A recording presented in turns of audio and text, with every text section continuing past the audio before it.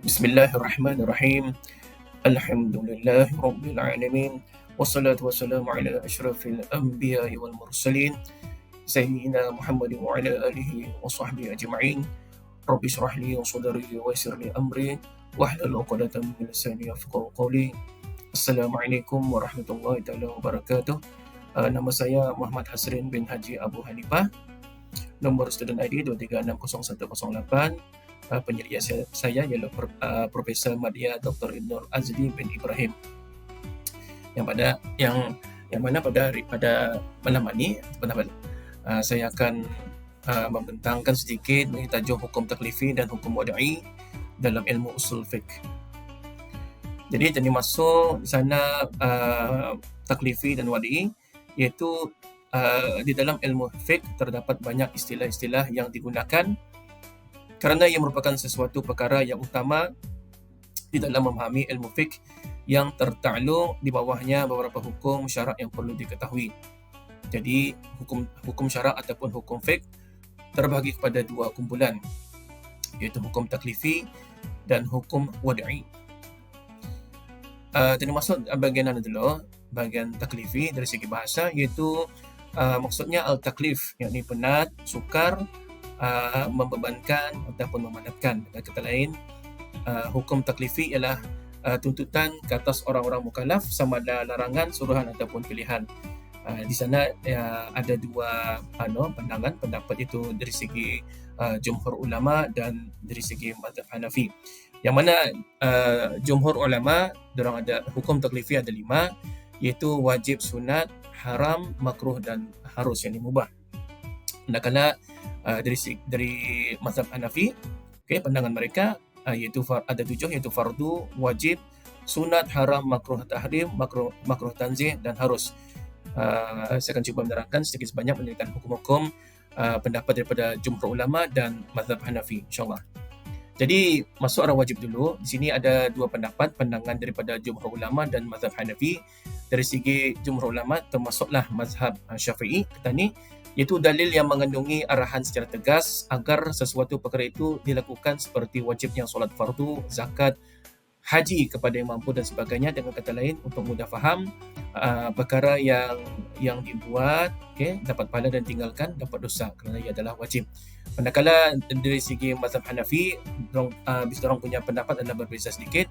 Diorang ada dua, iaitu wajib dan fardu. Jadi mengikut mazhab Hanafi, wajib ialah perintah Allah yang meminta supaya melakukan sesuatu tuntutan yang bersungguh-sungguh melalui dalil zonni, iaitu yakni hadis ahad dan kias. Contohnya 9 korban. Jadi diorang melihat daripada dalil zonni. Manakala fardu mengikut mazhab Hanafi ialah perintah Allah yang meminta supaya melakukan sesuatu tuntutan yang bersungguh-sungguh melalui dalil qat'i seperti Al-Quran, hadis mutawatir dan hadis masyhur. Contohnya solat. Bermakna di sini, kalau tadi faham sedikit, fardu itu lebih tinggi sedikit daripada wajib. Iaitu kita lihat daripada kesannya. Kesan di sisi Hanafiah iaitu kemestian dalam melakukan perbuatan wajib lebih rendah berbanding kemestian melakukan perbuatan fardu. Hukum meninggalkan yang fardu jauh lebih besar daripada yang wajib, dan mengingkari perkara wajib tidak jatuh kufur, manakala mengingkari perkara fardu boleh jadi kufur. Di sini tadi nampak mazhab Hanafi letakkan fardu itu di atas daripada wajib. Kemudian seterusnya ialah mengenai sunat. Sunat sama saja dengan mazhab Hanafi, iaitu sesuatu tuntutan daripada seorang mukallaf supaya melakukannya dengan mendapat pujian dan tidak dicela jika meninggalkannya. Contohnya meninggalkan hutang. Dan banyak orang yang faham, untuk mudah faham, iaitu satu perkara yang dibuat dapat pahala dan tinggalkan tidak berdosa. Tapi kalau kita ni meninggalkan yang sunat ni, ia boleh menjadi bawa perkara yang merugikan.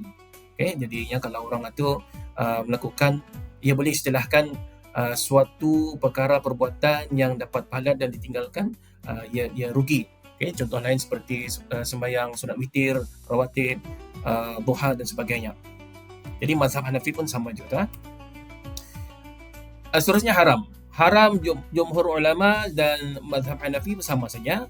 Jadi sesuatu yang dituntut meninggalkannya oleh syarak dengan tuntutan yang putus dan mesti. Contohnya membunuh manusia bukan secara yang hak, minum arak, mencuri dan sebagainya. Artinya haram ini mudah faham, suatu perkara yang dilakukan, dibuat, mendapat dosa dan ditinggalkan mendapat pahala. Jadi dua pendapat ini jumhur ulama dan mazhab Hanafi ia adalah sama saja. Kemudian kita masuk arah harus. Jadi jumhur ulama dan mazhab Hanafi sama saja, diberi pilihan oleh syara kepada seorang mukallaf supaya membuat pilihan sama ada melakukannya ataupun meninggalkannya. Sebagai contohnya makan dan minum. Asal sesuatu adalah harus selama tidak ada larangan ataupun pengharamannya. Jadi tadi boleh masukkan sedikit di sana kalau contoh mubah ni, contohnya berjalan kaki, berlari, jogging, kat barat dan sebagainya. Semua sekali adalah perkara yang harus dan ia adalah sama maknanya daripada segi jumhur ulama dan juga mazhab Hanafi. Kemudian dari segi makruh tanzih ada sedikit perbezaan di antara mazhab Hanafi dan jumhur ulama ataupun mazhab Syafi'i. Okey. Makruh ni perbuatan yang dituntut oleh syarak kepada orang yang mukallaf menjauhkan diri dari melakukan sesuatu perbuatan itu sebagai tuntutan yang tidak boleh ditinggalkan. Seperti solat sunat tahiyatul masjid, banyak bertanya dan tidak perlu dan sebagainya. Maksud di sini perkara itu mesti dibuat. Okey. Jangan ditinggalkan kerana ia adalah makruh. Contohnya macam sunat tahiyatul masjid. Okey, kalau kita masuk masjid dan hendak sembahyang sunat tahiyatul masjid maka hukumnya adalah makruh. Jadi perkara itu yang mesti dibuatlah. Okey. Tapi dari segi mazhab Hanafi, makruh tanzih sama dengan makruh kata ni, makruh mazhab Syafi'i ataupun jumhur ulama. Jadi makruh tanzih sama makruh biasa adalah sama kata ni. Tapi diorang ada ekstra satu lagi iaitu makruh tahrim namanya. Iaitu yang dituntut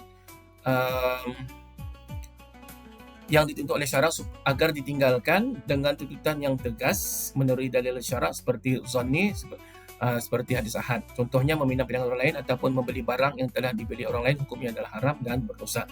Itu bagi mazhab Hanafi. Okey. Termasuk adalah hukum wad'i. Okey.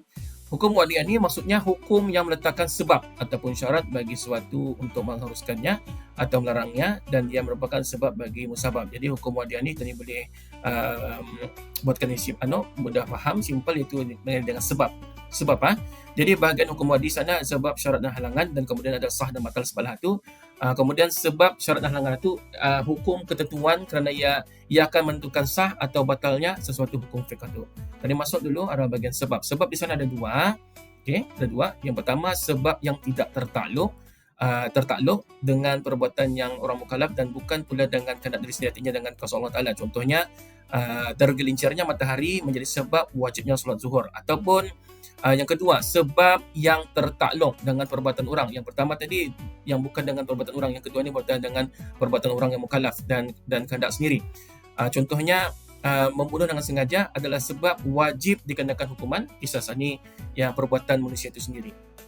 Sebab kemudian masalah syarat itu suatu perkara yang diperlukan kewujudannya untuk sesuatu perkara yang lain dan ia tidak termasuk dari sebahagian sesuatu yang lain. Contohnya syarat kemampuan, ia mampu maka ia adalah syarat untuk naik haji, ataupun dua orang saksi adalah syarat sah perkahwinan. Jadinya mesti ada dua orang saksi baru sah perkahwinan. Mani' ataupun halangan. Contoh di sana ialah bagi perempuan uzur syar'i, bagi perempuan contohnya macam kedatangan darah haid ataupun ia lepas beranak. Okey. Dorang itu adalah tertegah daripada melakukan solat. Kemudian kalau orang yang solat ni juga, ini contoh solat. Kalau orang tidur kanak-kanak dan gila, dorang itu menjadi halangan, okey, daripada dikenakan dosa. Pasal apa? Dorang itu sudah sebagai dorang itu dihalang, okey, terhalang daripada dosa. Pasal apa? Dorang itu tidur kanak-kanak dan gila dan sebagainya. Okey. Sah. Apa dia sah? Sah ialah perbuatan yang cukup syarat-syarat dan rukunnya. Okay. Sah solat dengan berwuduk contohnya, dan sah nikah dengan sebab ijab dan kabul. Sah nikah dengan ijab dan kabul.